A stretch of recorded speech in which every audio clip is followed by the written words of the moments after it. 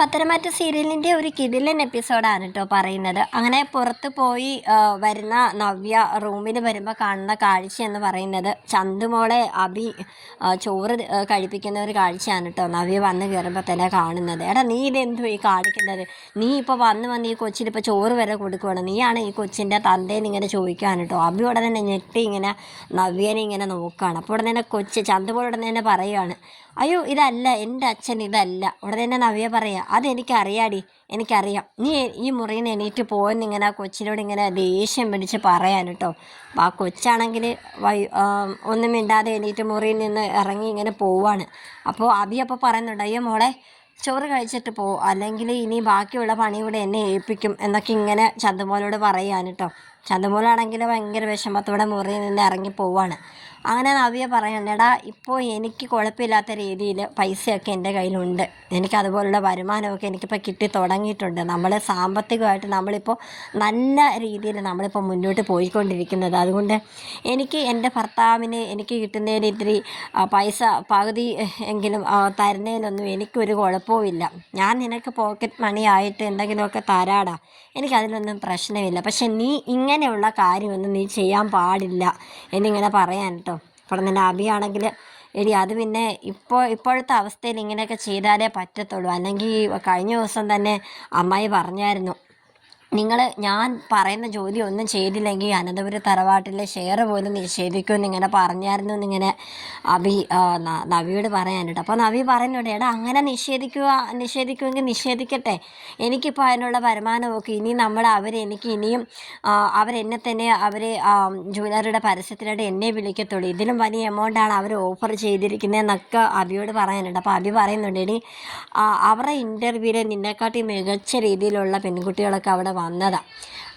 അവരെയൊക്കെ വേണ്ടെന്ന് വെച്ചിട്ട് നിന്നെ തന്നെ അവർ തിരഞ്ഞെടുത്തിട്ടുണ്ടെങ്കിൽ അത് നമ്മുടെ മൂർത്തി സ്വരൂപിനെ തകർക്കാൻ വേണ്ടിയിട്ട് തന്നെയാണ്. നീ അനന്തപുര തറവാട്ടിലെ മരുമകളാണെന്ന് അറിയാവുന്നത് കൊണ്ട് തന്നെയാണ് അവർ നിന്നെ സെലക്ട് ചെയ്തതും, അല്ലാതെ നിൻ്റെ കഴിവും നിൻ്റെ സൗന്ദര്യമൊന്നും കണ്ടിട്ടല്ല നവ്യെന്ന് ഇങ്ങനെ അഭി പറയുന്നുണ്ട് കേട്ടോ.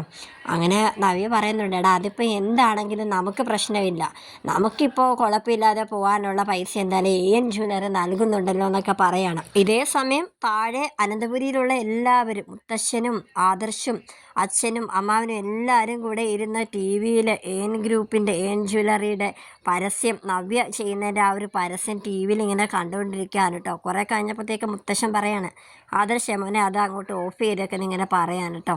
എന്നിട്ട് പറയാണ്, മോനെ നമ്മുടെ പ്രശ്നങ്ങളെല്ലാം തീരും, നീ മുംബൈയിൽ പോയി എല്ലാ കാര്യങ്ങളും ക്ലിയർ ചെയ്ത് വരുമ്പോഴത്തേക്കും നമുക്ക് എല്ലാത്തിനും നമുക്ക് ഒരു ധാരണ ഉണ്ടാകും. കാരണം ഈ AN ജ്വല്ലറി ആരൊക്കെയാണ് അതിന് പിന്നിലുള്ളതെല്ലാം നമുക്ക് മനസ്സിലാവും.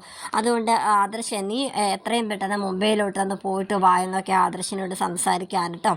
പിന്നെ മുത്തശ്ശൻ പറയുന്നുണ്ട്, എന്തായാലും എനിക്ക് തോന്നുന്നത് മുമ്പ് നമ്മുടെ സ്ഥാപനത്തിലുണ്ടായിരുന്ന ആരോ ആണ് ഇതിൻ്റെ ഇടയിൽ കിടന്ന് പ്രവർത്തിക്കുന്നതെന്ന് ഉള്ളൊരു സംശയം കൂടി എനിക്കുണ്ട്, നമ്മളെ നല്ലോണം അറിയാവുന്നവർ തന്നെയാണെന്നൊക്കെ മുത്തശ്ശൻ ഇങ്ങനെ പറയാൻ കേട്ടോ.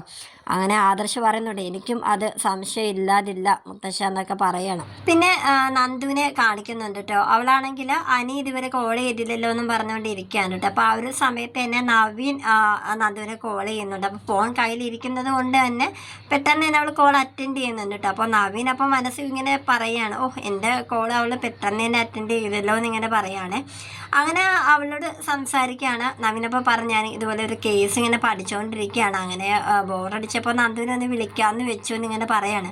അതെയോ ഞാനിവിടെ ബോറടിച്ചിരിക്കുകയായിരുന്നു നവീനേട്ടാന്നും പറഞ്ഞുകൊണ്ട് അങ്ങനെ അവർ സംസാരിക്കാൻ കേട്ടോ. അങ്ങനെ നന്ദുവിൻ്റെ ഓരോ വാക്കുകളും നവീനോട് ഇഷ്ടമുള്ള രീതിയിലാണെന്ന് അവനിങ്ങനെ വിശ്വസിക്കുകയാണ്. അവൾക്ക് എന്നോട് താല്പര്യം ഉണ്ടെന്നുള്ള രീതിയിൽ അവനിങ്ങനെ വിശ്വസിച്ചെടുക്കുകയാണ്. എന്നിട്ട് അവൻ തന്നെ ഇങ്ങനെ പറയാൻ കേട്ടോ, ഇനി അനിയുടെ സഹായം ഒന്നും തേടണ്ട, ഞാൻ ഡയറക്റ്റ് എന്നെ പ്രപ്പോസ് ചെയ്താലോ, ഇനി അതായിരിക്കും നല്ലത്, കല്യാണമൊക്കെ മുറ പോലെ നടക്കും, ഇവരുമായിട്ടുള്ള സൗഹൃദം നല്ലതുപോലെ മെച്ചപ്പെടുത്തി എടുക്കണം എന്നൊക്കെ ഇങ്ങനെ പറയണം. എന്നിട്ട് നവീൻ പറയാണ്, നന്ദു നീ രാവിലെ ഫ്രീ ആണോ, ഞാൻ നടക്കാൻ പോകുന്നുണ്ട്, നീയും ഒപ്പം വന്നിരുന്നെങ്കിൽ കൊള്ളായിരുന്നു എന്നൊക്കെ പറയാൻ കേട്ടോ. അങ്ങനെ നന്ദു പറയുന്നുണ്ട്, നവീനേട്ടാ ഞാൻ രാവിലെ നടക്കാൻ ഇറങ്ങും, നവീനേട്ടൻ വാ നമുക്ക് ഒരുമിച്ച് നടക്കാമെന്നൊക്കെ ഇങ്ങനെ പറയാൻ കേട്ടോ.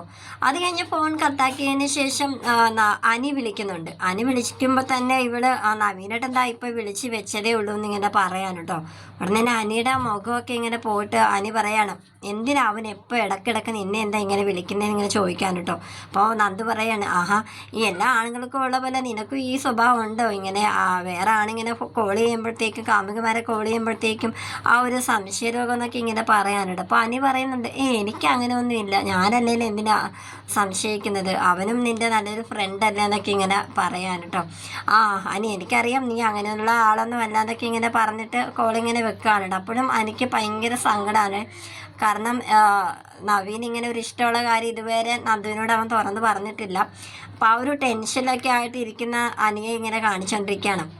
പിന്നീട് ദേവയാനി വന്നിട്ട് അഭിയെയും ജലജയും വഴക്ക് പറയുന്നതായിട്ട് കാണിക്കുന്നുണ്ട് കേട്ടോ. കാരണം ജോലിയുടെ ഇടയിൽ വന്നിട്ട് രണ്ടുപേരും കൂടെ കുശുമ്പ് വർത്താനം പറഞ്ഞുകൊണ്ടിരിക്കുകയാണ്.